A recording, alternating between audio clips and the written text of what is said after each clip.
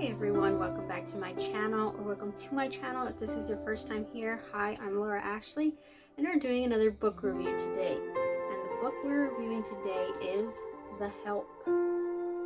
This is an awesome book.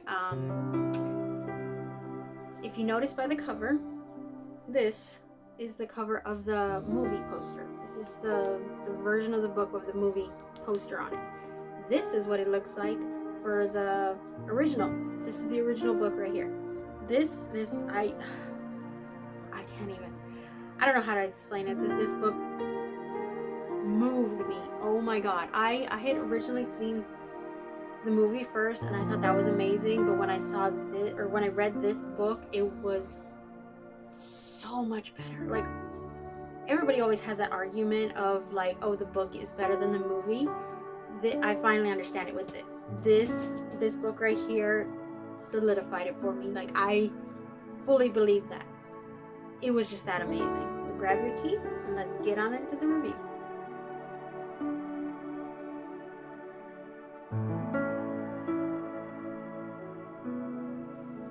Okay, so a few things to go over first, just a little bit of general info. This book is written by Catherine Stockett, right there. Again, like I said, this is the movie poster version of the book, not the original version, the original cover version. It was published in February 10th of 2009, so quite a ways back, like quite a ways before. When I was doing some research on her, like to get any extra info I can give to you all so that you can have this little extra info if you wanted it, is she didn't really write anything afterwards aside from this book. It was said that she was inspired to write this book, this specific book, The Help, after the attacks of 9/11. I'm not entirely sure why. I'm not sure what it was that inspired her from those very devastating attacks on America to want to write this book that has literally nothing to do with that. So I'm a little confused on that part. This book was on the New York Times Bestseller list for over 100 weeks. That's over 2 years. 2 years. That's how good this book was. It stayed on the New York Times Bestseller list for 2 years. That blew my mind right there. Like, oh my gosh. I don't think I've ever really heard of any book staying on the New York Times Bestseller list for that long. Some other things that I did find out was that it didn't say a specific year. At some point after the book was already published, I'm not sure if the movie had already been made, but at least the book was published, there was a lawsuit filed in Jackson, Mississippi against Catherine Stockett by her brother's housekeeper. I don't remember her name. I know it was Aibileen something. For being, basically she was saying that you used my likeness in your book. Like, the Aibileen in this book, she used my likeness and she didn't like that. The court case was eventually thrown out because it was like, there's no proof of that aside from the fact that they have the names. That's the only proof. But it was pointed out that during her childhood years, Catherine Stockett did grow up, because she did live in Jackson, Mississippi. She grew up in Jackson, Mississippi. She did grow up with a colored housekeeper, or an African American housekeeper, raising her and her brother in her family, taking care of her family. So it wasn't that specific person, but it was another one. So I don't know, maybe that's where the inspiration for this book came.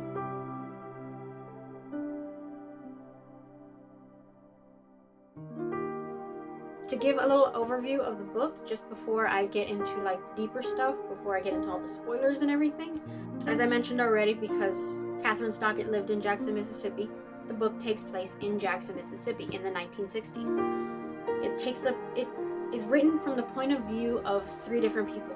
Aibileen Clark and Minnie Jackson are 2 of the African American maids that are working in these white households, as well as Eugenia Skeeter Phelan, who is a white woman who just came back from Ole Miss, the college in Mississippi, or one of the colleges in Mississippi, who went back home to try and become a writer in some way, because that's basically, she went to Ole Miss to get a degree in journalism. She mentions it in the book. She wants to become a novelist or a journalist or write something that moves people. Like all authors have that. They want to write something that's so good that they'll be remembered for it. So that's what she's doing. She just has to figure out how to do that in Mississippi. Her dream is eventually to go to New York, as it shows in the movie, the movie and the book, that she applies to the company of Harper and Row. One thing that I really liked about the film adaptation of the book is that they kept a lot of the really important dialogue, like the things that you really needed to know from the book. There is a lot of extra stuff. I mean, this book is over 500 pages. Look at that. That's a thick book right there. So there's a lot of stuff they obviously couldn't put in there into the movie. They also elaborated on some other stuff, which I'll get to in the next section. But the really important things were still kept word for word, as if they were reading it straight out of the book. It was kept the same, and I loved that.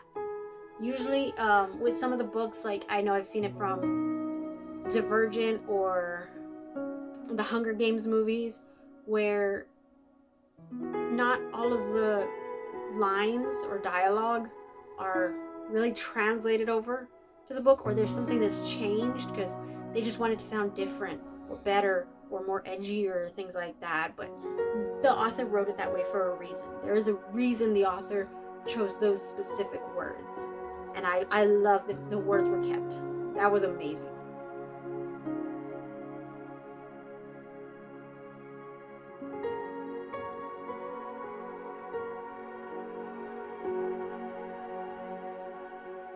So now we're into the spoiler portion of this book discussion, or this book review. Since I did watch the movie first, I did have a hard time when writing out my notes. Again, I have a whole lot of notes here.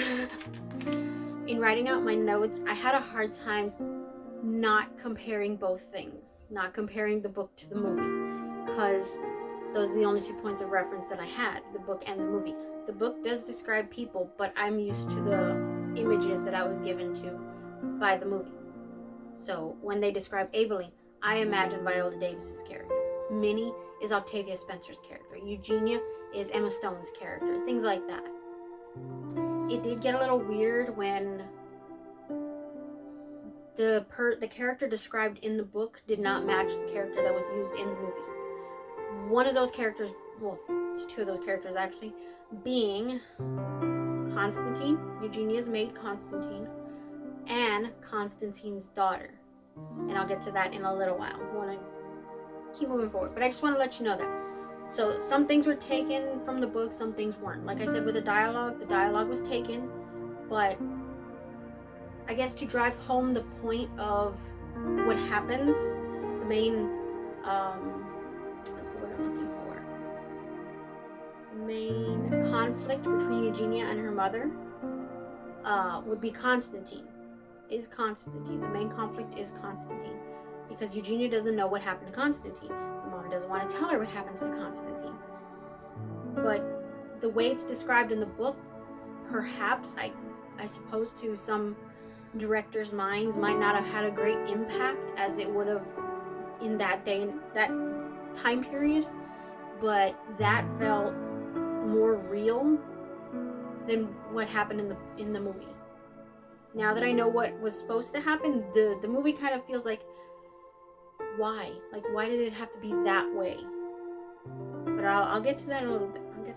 I'm jumping ahead of myself. Going off with the characters, Eugenia was supposed to be a really tall girl, which I don't think Emma Stone really was. She did have the really curly hair, but obviously you could do that with hair care products and things like that, but it was the tallness. That was the whole thing. She was taller than most of the boys in her school, which is why none of them really liked her. I guess apparently back in the 1960s, all guys wanted shorter wives for some reason. Because of that, and because of the fact that unfortunately Miss Phelan, Charlotte Phelan, Eugenia's mom, didn't think she would ever get a date or a husband, or she would never attract any kind of partner or anything like that, a spouse. This blew my mind. She created for her what she called a trust fund. To me, that didn't sound right from the way I read it. Trust fund didn't have the right wording to it. It was basically a dowry. Her mom set aside $25,000 to whatever guy would marry her, would marry Eugenia eventually.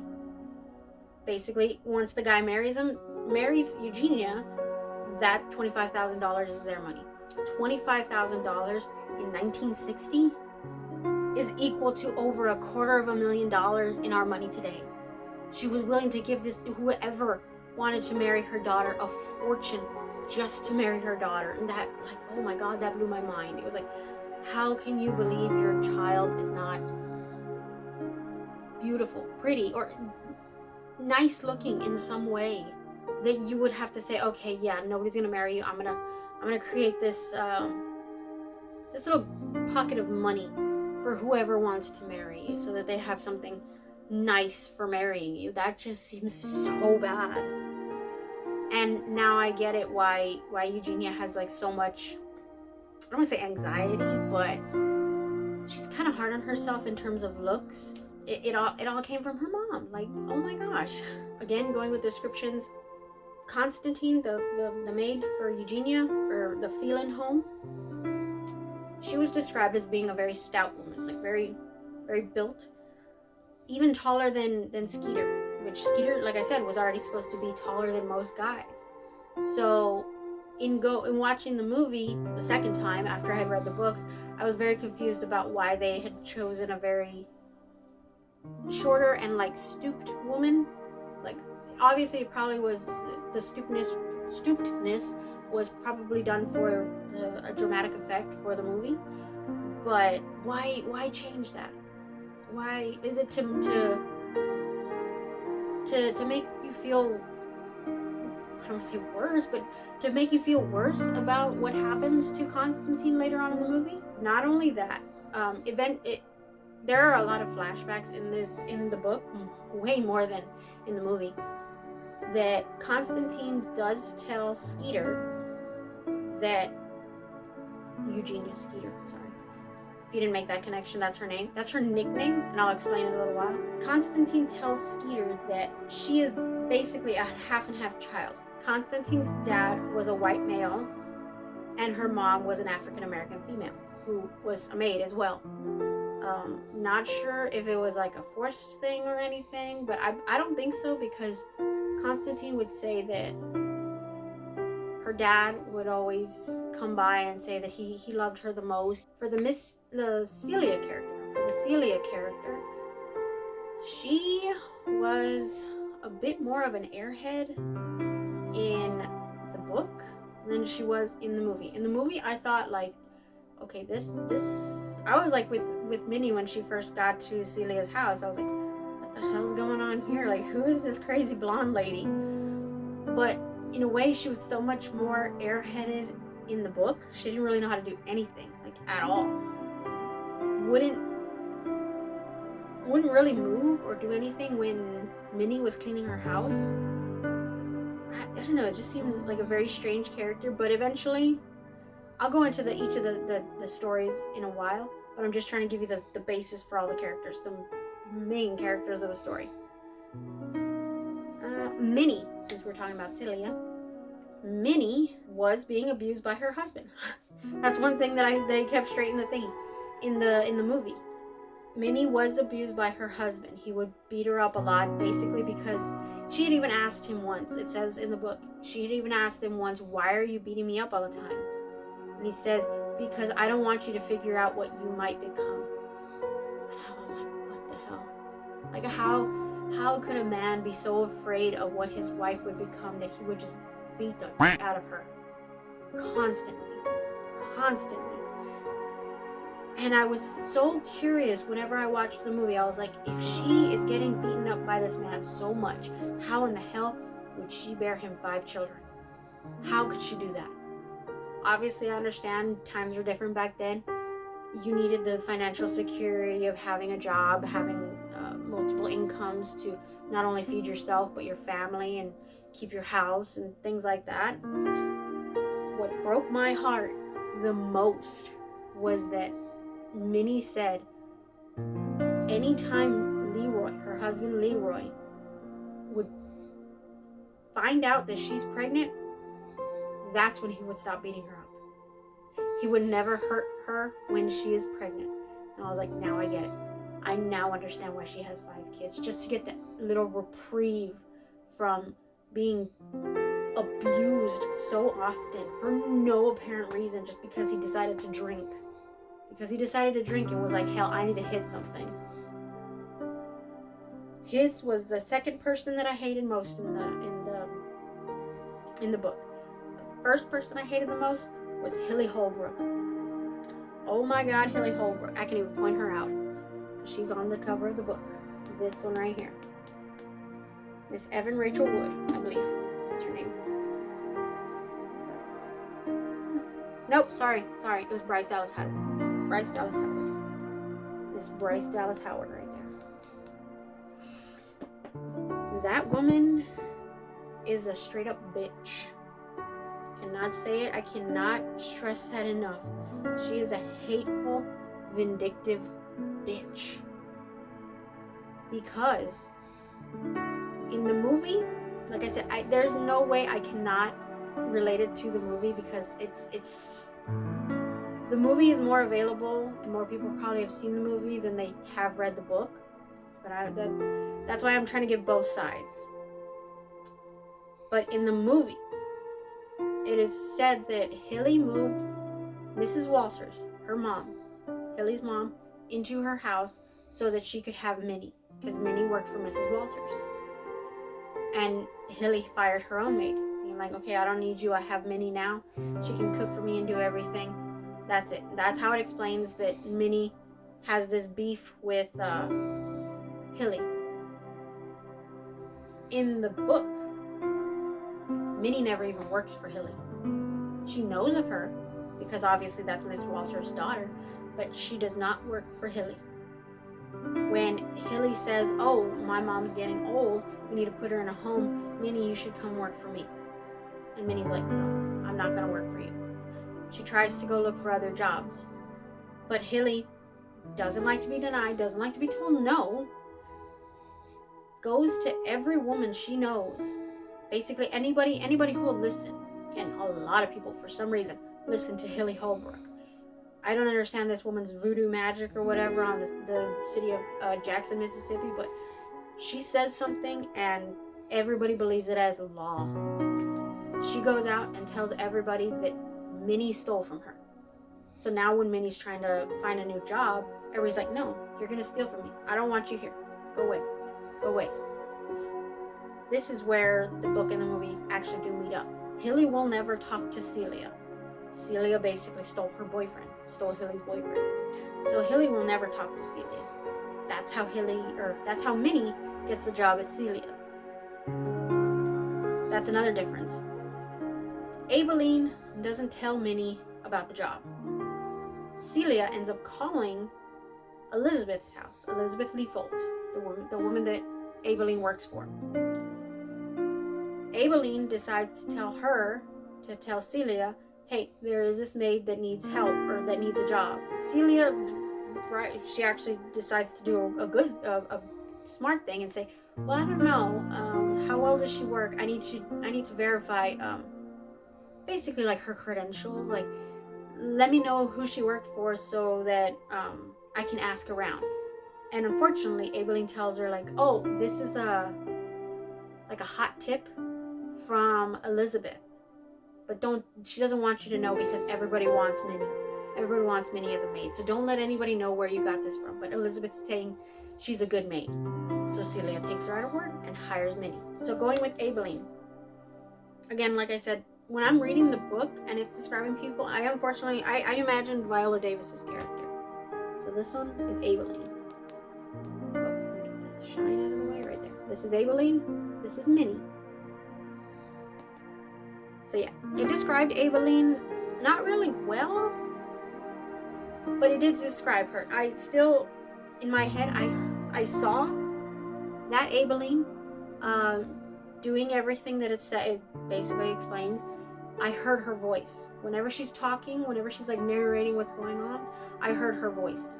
It was like crazy. Like I heard it perfectly, like how it was in the movie. That's basically where the story starts off. It starts from Aibeline's point of view, starting with how she became a maid. Basically the same story that she told Skeeter when she starts interviewing her for the book. That's the story she tells her, or she says in the book. She even explains about her son Trelor. And I was like, oh, okay, oh my gosh, like that's... to dump all of that on one person, like, at the beginning of the book, that was a lot. The Elizabeth character, which is the one who Aibeline works for, she's described more as, I don't think sickly is a good way to describe her, but, like, basically, after she had May Mobley, she got really thin, like, an unhealthy version of thin, and her hair starts falling out. Like, she doesn't have that really big poofy hair that everybody else does. You can even see this in the movie. Like, hers is a lot more, like, toned down. But it's supposed to be because she's unhealthy in some way. I don't know how to explain it. I'm not a doctor. But she is unhealthy in some way that it's causing her hair to fall out. And she has to, like, really try and poof it up. Put a lot of hairspray and everything like that. Which is why Aibeline, during the Bridge Club scene, tells Minnie that Miss Leafold has so much hairspray in her hair that if she lights a cigarette, she's gonna blow everybody up, because she's trying to look like everybody else. She's a people pleaser, a very, very hard people pleaser, mostly to Hilly. She tries to people please Hilly so much. It's kind of like, girl, please, like, think for yourself for once. Okay, so I know a lot of stuff happens in this book, so I'm going to take it from the 3 points of view. I'm going to go from Minnie's character to the end, Aibeline's character to the end, and Skeeter's character to the end, because trying to interweave all these stories, it just gets to be too much. So starting with Minnie, Minnie loses her job at Mrs. Walters when Hilly throws Mrs. Walters into the nursing home. This happens before she gives her the chocolate pie. The chocolate pie, if you know that scene, is actually in retaliation for Hilly telling everybody else in Jackson that Minnie is a thief. That is the reason why she goes to give Hilly the pie. And then she gets the job at Celia's place. Celia hires her, but like I said, she doesn't really do anything when Minnie's cleaning. She kind of just sits there. And like at first I was like, okay, maybe she's just trying to stay really still so she doesn't get in the way of Minnie's cleaning. Minnie thought this also. I don't know, it was just very strange. She kept noticing her walking upstairs to like children's rooms. And I was wondering, like, okay, maybe she's just like wishful thinking, like, oh, what if I have children in this room? Or when will I ever have babies to fill up these rooms and everything? Until one time when Minnie goes upstairs, like follows Celia upstairs to find her drinking something out of a Kentucky whiskey bottle. And I was like, oh no, Minnie found out this girl is like getting drunk in the middle of the day. And that was one thing Minnie said, like, she would never do. She never wanted to watch somebody throw their life away drinking. She said she had to do that with her dad.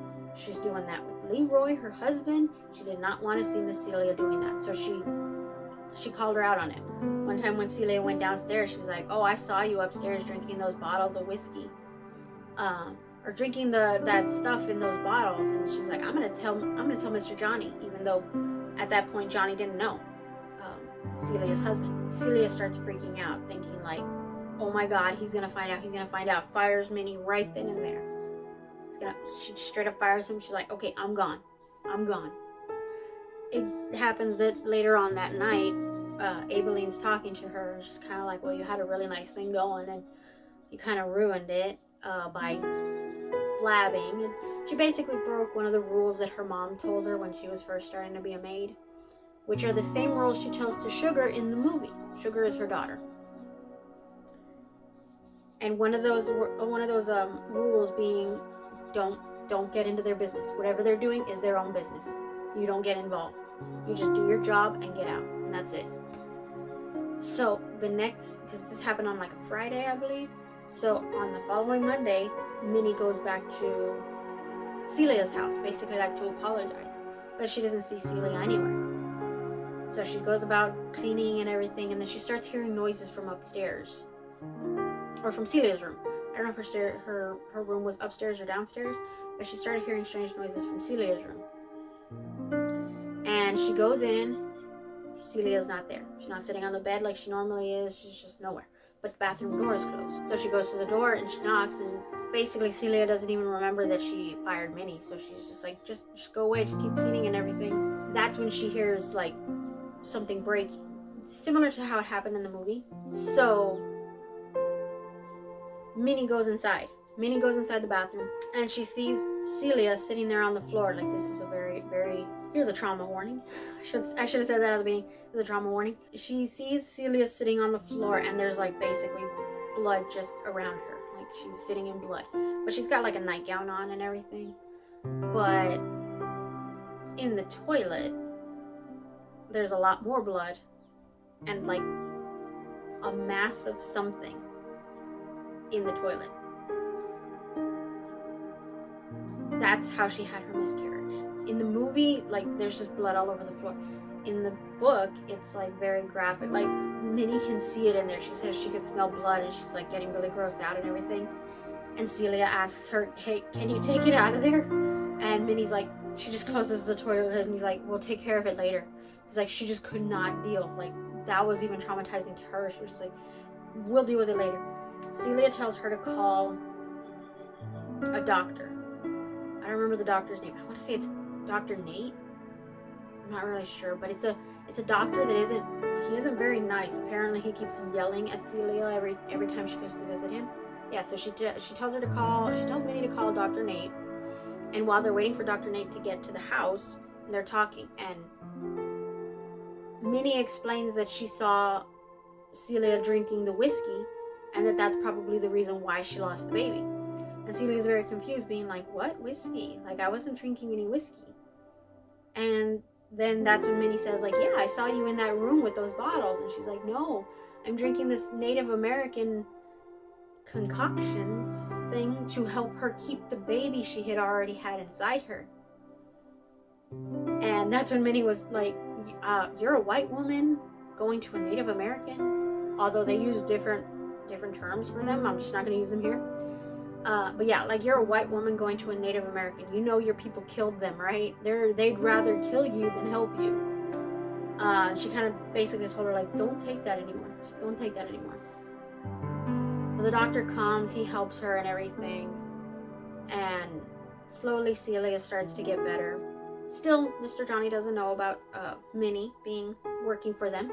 There is one moment when Minnie does go into work, or not one moment, one day. There is one day when Minnie does go into work and Celia's not there. And she ends up encountering Mr. Johnny with an axe in his hand. Minnie is straight up terrified. She is terrified about what's about to happen, thinking she's going to get killed and everything, because Mr. Johnny doesn't know. But he puts down the axe and explains to her, like, oh, I was going to go chop down that tree Celia doesn't like very much. Minnie's just standing there kind of like, oh, you're okay with me working here? He's like, I mean, you fed me, like, I think it was the fried chicken thing.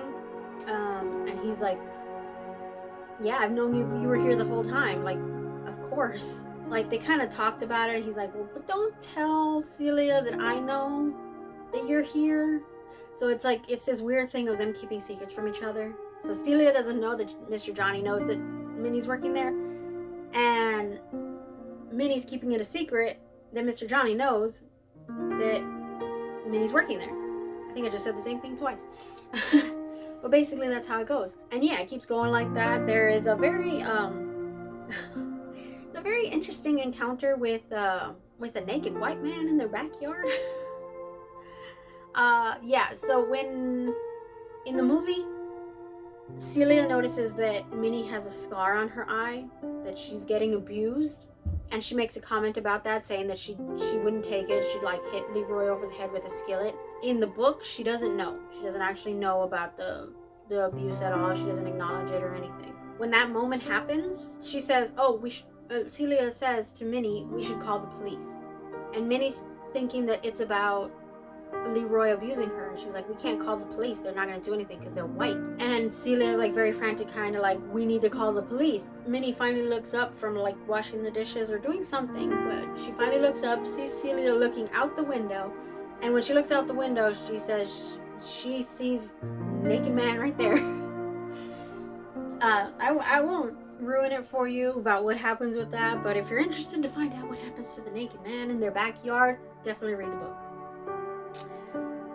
So everything goes on. Celia goes to the benefit, tries to convince Hilly that Johnny didn't cheat on her. Johnny didn't cheat on Hilly with Celia. Vomits on Hilly's dress. And then it kind of proceeds basically how the movie goes, where she wants to go back to Sugar Ditch because she just doesn't feel like she belongs there. And then at the end of the Celia story, Minnie comes to work one day and notices that Mr. Johnny's car is still in the driveway. That's the word I'm looking for. She goes inside and she sees them sitting, or she's called into the dining room and she sees them sitting there, and like Celia's crying and everything, and Johnny is like sitting there and like trying to console her and everything, and they explain that Celia finally told Johnny about all the babies she's had miscarriages for. Basically, Minnie kind of already figured it out that so many miscarriages in a way meant that Celia would never be able to have children. Whether it was whatever she was drinking from the Native Americans, their miracle cure or whatever it was, her body couldn't have children, and it's so sad. She explained the fact that Minnie found her on the bathroom floor and called Dr. Nate, and like she nearly died having that miscarriage, that fourth miscarriage.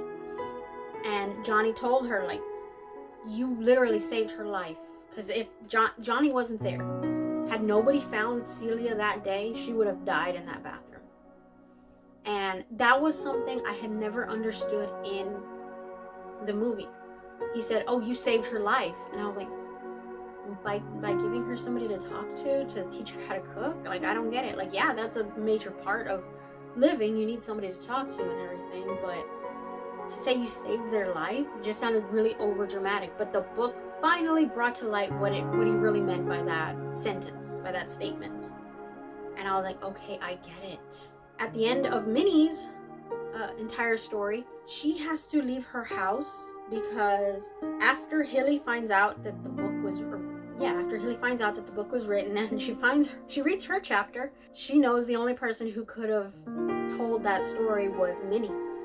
So she tells her husband to go tell whoever, I don't know where Leroy works, but to go tell Leroy's boss, hey, fire him. Didn't have to give a reason why, but just fire him. If he asked why, just say because your wife, because of Minnie. So when Leroy gets fired and he asks why, whoever his boss is say, oh, it's because of your wife. He gets mad and he threatens to kill her. Like, I think he called her up and he said, oh, the next time you're in the house, I'm gonna lock you in the bathroom and burn it down. I'm gonna burn it to the ground, just because he lost his job. It's like, oh my God, how can you be this psychotic? Like, oh my God. So she told her kids to get out of the house, like to go to somebody else's house. She took off to a gas station. That's where she called up Aibileen and she told her this entire thing. She called her sister to come pick her up and she said, that's it, I'm leaving. I am so done with Leroy, that's it. So unfortunately it didn't have the nice happy ending that the movie had, but like that felt so much more real. Like so much more real. For the Skeeter character arc, I guess you can say, she doesn't have any kind of a relationship with Stuart much, like it shows in the movie. Her relationship with Stuart, I think, lasts about 2 months, because they do go out on dates and everything like that. They hang out at her house and everything. It comes to the point where she goes to meet his parents, which is Senator Whitworth and his wife. Like, yeah, Stuart is the son of a senator, and you don't get that by how he's portrayed in the movie. So yeah, everybody, the parents, especially Stuart's parents, really allude to the fact that he was almost married the prior year. Skeeter still doesn't know why he broke up with, or why they broke up, what caused the breakup.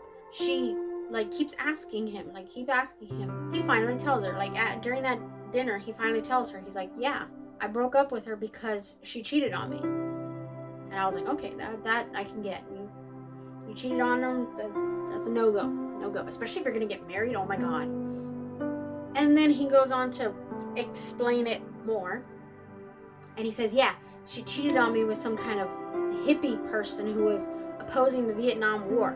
And I was like, okay. And he's like, I could have overlooked the cheating, I could have done that, but for my father's reputation, to keep his spot as senator of Mississippi, he said he couldn't stay with Patricia, which is the girl he was going to marry. And I was like, really? Not because she cheated, but because it would look bad for your father's reputation. I was like, oh my god, is that what all politician peoples are like? Like, it's all about reputation? It's like, oh my god. So then that right there, that same dinner, even though it makes Skeeter's mom super happy to be invited to that place, to the house of the senator, they break up. They break up then, and oh gosh, it's a good long while before anything happens. Before she ever sees him again. She gets a letter from Yule May. Yule May, who ended up becoming, or was always, sorry. Yule May was always Hilly's maid. She gets a letter from Yule May explaining that she wanted to help Skeeter with her interviews, her book, but she really wanted to put her sons through college. So she, as a mother, wanted to do whatever she could to make sure her sons went to college. That's when the whole ring pawning situation came about. Yule May tried to pawn I don't know if it was a ruby or a garnet. It was a red stone ring to get the extra, I think, $75 she needed for the tuition for one of her sons. They caught her because, unfortunately, African American peoples at that time could not afford such luxurious items, and they arrested her. How did they say it? They arrested her on Monday, and by Tuesday she was in jail. It was that quick. Nobody could have even predicted what was gonna go on in that trial. It wasn't even a trial. It was stupid. Normally, the punishment for thieves, white or African American, is just 6 months. Just 6 months. Because the offended party was Hilly Holbrook, she talked to the judge's wife, who talked to the judge, who got Yule May's sentence extended to 3 years. 3 years in jail for pawning a little ring she didn't even care about. Oh my god, that right there, I was like, this conniving bitch cannot let anybody just enjoy their lives. She has to have her way all the time. All the time. And the only way that Skeeter found out that Yule May was in jail was, aside from Yule May writing it in the letter, is that the address on the letter was from, I think it said Jackson Penitentiary. It said something penitentiary, basically saying that she wrote it from inside jail. And Skeeter even went up to Aibileen saying, I'm gonna try and talk to my dad, try and get her a white lawyer and see if that'll help. And Aibileen was like, it was a white lawyer. And she explained to Skeeter that everything that happened, that it was Hilly Holbrook who talked to the judge's wife, who talked to the judge, who passed that sentence down without even batting an eyelash. That, some of the stuff that goes on in this book is oh my god. So I guess I'll talk about Aibileen and Skeeter's story, since they kind of intertwine so much. Skeeter ends up going to Aibileen's house one night after Medgar Evers dies, or is assassinated, I'm sorry. And she finds not only Aibileen, but the pastor and a whole bunch of other maids there. They're having a prayer group, praying for the Everses family. As they're all leaving, because there's a white lady in the house, or in Aibileen's house, the first maid who walks past Skeeter basically tells her, I'm gonna help you. I'm gonna help you write your stories. And each one, as they keep walking out of the house, each one of them tells her, I'm going to help you. I'm going to help you. I'm going to help you. It wasn't because of what happened to Yul May, the arrest. That never gets talked about. The movie actually elaborated on that and showing the arrest, and that's the reason why all of the maids decided to help. But the real reason was Yul May's arrest, as well as Medgar Evers getting assassinated. And them wanting to change things. Because, like, it took a big push for them to change stuff. So in the movie, it shows that all of the maids are there and they start talking. Like, they just start talking one after another, one after another. In the book, it actually takes, like, over the span of a couple of months. Basically, they set up a time frame for each of the maids to go over to Abelin's house. Basically, it's like a neutral territory for them where colored people can mingle with white people, or at least Skeeter. So they create little time frames where the maid can go over to Abelin's house, sit down with Skeeter and tell her the stories. Because no way in hell could most of these maids who have been working like 30 plus years of their life tell their entire life story in like an hour. Like that's basically what the movie makes it feel like. It does tell you a lot of the really hard-hitting stories, but yeah, like all of these, I think they said they had about 13 maids that were helping Skeeter with the book, Abeling and Skeeter, because they were both working on it. And the thing that like so moved me, like it was such a beautiful thing, was that Skeeter was already writing the Miss Myrna column, so she was getting paid about $10 a week for each column she turned in. All of that money, plus some allowance she got from her mom, she would save up to pay the maids for their interviews. Basically saying like, thank you for doing this, for how much of a risk it is. She's paying the maids for their services. Each of the maids, except for one, because one of them is a really hateful person, and I can't remember her name, but all of the maids, so 12 of the maids, tell both Abeline and Skeeter, thank you for the money, but put it aside. We're gonna give that money to Yul May's sons, so that Yul May's sons can go to college, both of them. And I was like, that is so beautiful. Like, oh my God, that is so beautiful. That these women would give up money they probably desperately need for not being paid much at the jobs they're already working, and they're willing to give it up to help one of their friends get their sons into college so they can have a better life. I was like, that is so beautiful. Like, oh my God. On to the Constantine portion of this discussion. Constantine is a major friction point between Skeeter and her mom. Towards the end of the book, the writing of the book in the book, I don't know how else to say that, when Skeeter's almost done writing her book, Miss Stein, the lady at Harper and Row Publishing, tell her to put something personal in there about the maid who raised her and what happened to her. She keeps asking Abeline, like throughout the entire book, she keeps asking Abeline, but Abeline won't tell her. She knows what happened, but she just won't tell her. And at the end, she's like, okay, I think it's time for you to know. So she tells her a little bit, but the rest of it she wrote in a letter. She's like, read this somewhere else. Like, don't read it here, read it somewhere else. So she does read it.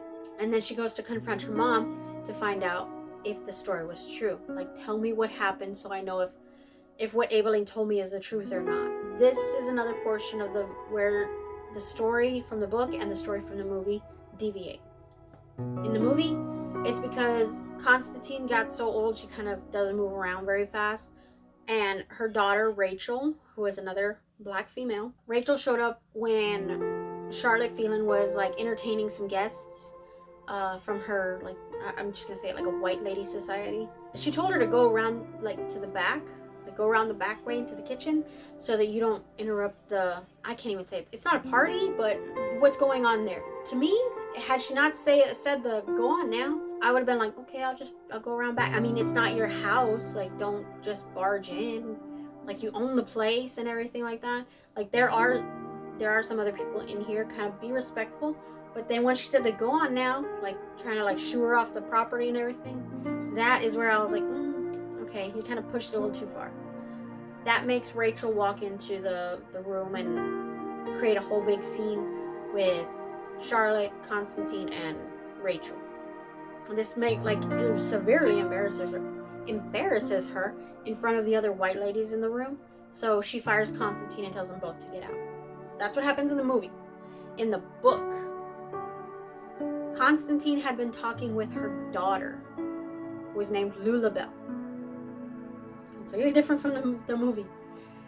She hadn't seen Lulabelle since she was like very young. Since Lulabelle was very young. She had given up her daughter because her daughter was born white. So if you remember at the beginning of this, I told you Constantine's dad was white and her mom was African American. So Constantine had a child with a black man. But because Constantine was half and half, her daughter ended up coming out white. I don't know how that happens. Some genetic stuff there happened.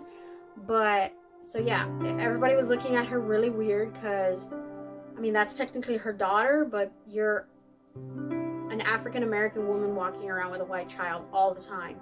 People were looking at her weird all of the time, talking about it, being like,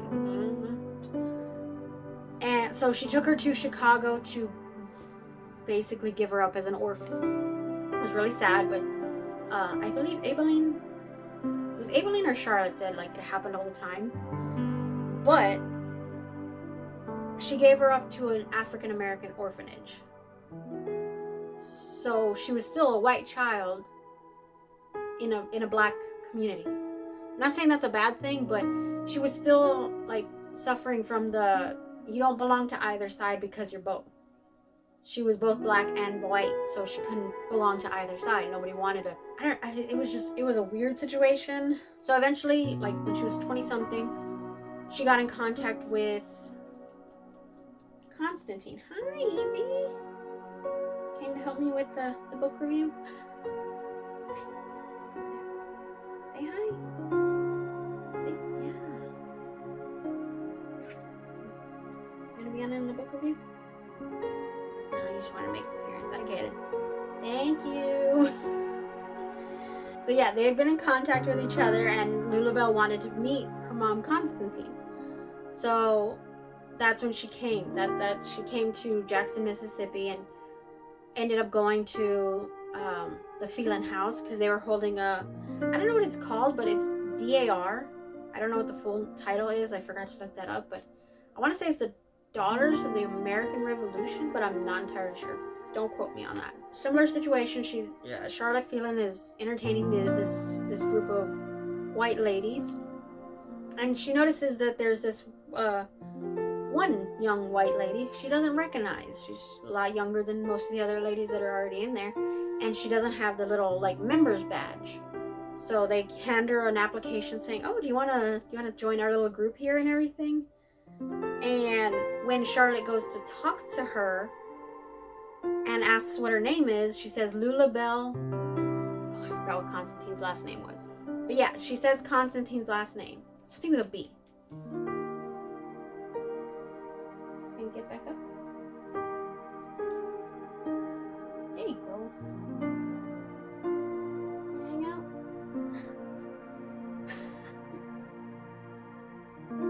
So yeah, when Charlotte hears the Lulabelle's last name, she's like, "Oh, I know who you are." She's like, "You can't be in here. You can't be making this application. You can't do anything. Like, you need to get out of here."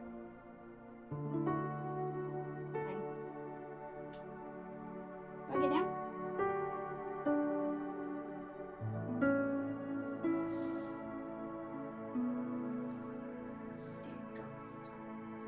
So Lulabelle explains that she's there to see her mom that had to give her up because when she was really young because her mom was so sick she couldn't take care of her. And when Charlotte heard this, she's like, "Oh, you don't know what really happened." And Constantine tried to stop Charlotte from telling her the truth, that Constantine just didn't want to be seen with a white child that was actually hers, but she just didn't want to be seen with a white child. So she told her that. And like it still created a whole big scene and everything. I don't understand how all of that could lead to Constantine getting fired. I don't know if it was just because Charlotte blamed Constantine for Lulabelle creating the ruckus, because Lulabelle was only there to see Constantine. So basically the blame transferred to Constantine, and since Charlotte couldn't do anything to Lulabelle, she did something to Constantine. That's what eventually led to Constantine being fired and moving to Chicago. The only way that Charlotte or the even entire Phelan family found out that Constantine had died was because Charlotte felt so bad about firing Constantine, she sent her a check to her daughter's address in Chicago. The letter was sent back with the check still in it, Constantine's obituary. I was like, that's the worst way you could have found out. In the book, I know it says that they sent Skeeter's brother up there to go find her, and that's how they found out. But I don't know, this one just seemed like it was much more impactful. Towards the end of the movie, it does show that Aibileen and Minnie go to church, where when they walk in, a lot of people just start clapping and everything. And that's when the pastor gives Aibileen the book with all the signatures in it, which I thought was such a beautiful moment. And when I read that part in the book, I found out the pastor actually gave her 2 books, the exact same book signed by everybody. One for Aibileen to keep because she was like I don't want to say the instigator of everything, but like the first one who agreed to actually talk about everything. And the other book was to be given to Skeeter because she's the one who actually wrote it. Yeah, I thought that was just such a beautiful thing to do. Not only do they honor Aibileen for getting everything started, but Skeeter for even having the idea, like for even risking the fact that they were going to do this. Another thing that I thought was really, really nice that they don't mention in the movie is that since Skeeter's going to be taking the job in New York, obviously there's going to be no one to write the Miss Myrna column. Skeeter had already talked to her boss, the little dude from the newspaper, and she said, hey, I'm going to be leaving. I can't write the Miss Myrna column. I wasn't really even giving the answers myself. I was asking Aibileen, what if I give Aibileen the column to write, and you'll just have the answers right there? Same pay, same everything. And the guy says, well, yeah, like I don't have anybody else to write the column, so yeah, she can have it. Even though at the end of the book, it still happens the same way where Aibileen gets fired from her job at Elizabeth's house, she still has the Miss Myrna column to fall back on. So she's not like totally without help. She's got the Miss Myrna column. She's also got whatever money's coming in from the book as well, because Skeeter said since more books were going to be printed out, they were going to keep giving them money and everything like that. Plus, she was going to start writing stuff of her own. Who knows what she could have written or how much extra money. This lady had side hustles. Like, oh my God, she had side hustles. The movie makes it seem like it took place like maybe 1 to 2 years. The book makes it feels like it's 2 to 3 years. I'm not actually sure. I was trying to keep track, but then once things started going, I'm like, oh my God. I do know that in the book, at least 2 benefits passed, which means 2 Christmas benefits. So 2 years at least passed. Movies just make it seem like everything just goes way faster. Something else the book doesn't really, or the movie doesn't really do very well is throughout Skeeter's portion of the story, once she starts realizing that things aren't that great, she tries to change it. First with doing the little stunt on Hilly's front lawn with all the toilets, and then it starts escalating. But it gets to the point where Hilly can now see something's up with Skeeter, like she doesn't like it, so she's gonna punish her by replacing her in the bridge club, by taking away her job within the junior league to write the newsletter or type out the newsletter. Since Hilly's not talking to her, nobody else should talk to her. Like I said, once Hilly says something, it becomes law, at least to the women of Jackson. So when Hilly's like, don't talk to her, or we're not gonna associate with her, or she gives these subtle hints to everybody else to not associate with Skeeter. Skeeter's like a loner. She is a straight up loner in Jackson, Mississippi. No one will talk to her. It is so sad. There is a lot more that goes on in this thing, but I'm just relating the stuff that happens from the book to the movie. But yes, there is definitely a lot more that happens in this book. It's an amazing book. The book, like I said, it does answer some questions that I had from the movie that I didn't really understand. One of them being, like I'd mentioned during Celia's portion, I didn't understand why Johnny had said, oh, you saved her life. Said to Minnie, you saved her life. Didn't make sense. When I read the book, totally made sense. I'm like, yes, she did. She did save Celia's life. I never understood on the night that Evers, his name is hard to pronounce, Medgar Evers was assassinated. Aibileen and another man were on the bus at night.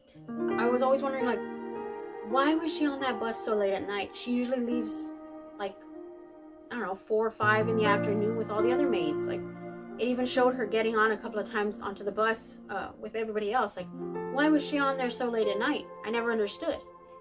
In the book, it explains it. She was doing something for Elizabeth that she had to stay late.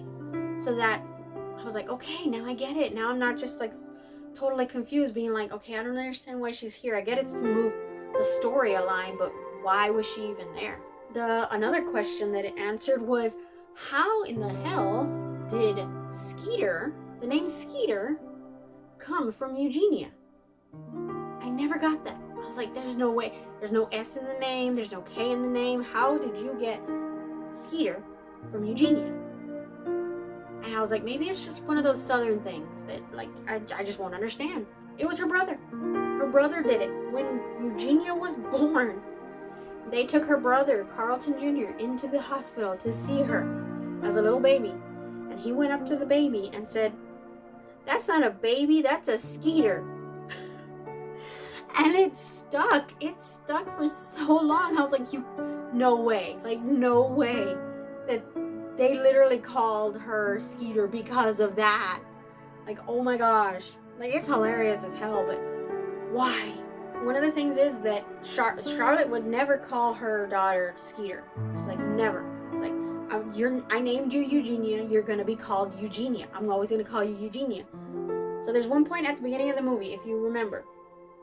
Although in the movie, she definitely calls her Skeeter way more often than Eugenia. In the movie, Charlotte yells out Skeeter once really loud when Skeeter's walking away from her. And Skeeter just stops, kind of like, okay, now I'm in trouble. Now I'm in trouble. That's right before she asks her about the being attracted to men. But yeah, that calling Eugenia Skeeter, knowing that her mom would never call her that, that's the reason why she stopped. That's the reason, like, basically, when a parent calls their child by every single name that they have, like, you know you're in trouble. You know you're in trouble. So when Charlotte calls Eugenia Skeeter, she's like, okay, I'm in deep trouble, so I gotta stop. The only question I never got answered in this book was why Aibileen calls Elizabeth Miss Leafold. Everyone else is Miss Skeeter, Miss Celia, Miss Hilly. But it's not Miss Elizabeth. It's Miss Leafold. She calls her by her last name, and I'm not sure why. It never explains why. I don't know if it's because she doesn't like her because of the way she treats May Mobley. I don't know. I don't know. The only question I never got answered. But yes, this is definitely a good read. Please, if you have not read this book, if you've only watched the movie, please read this book.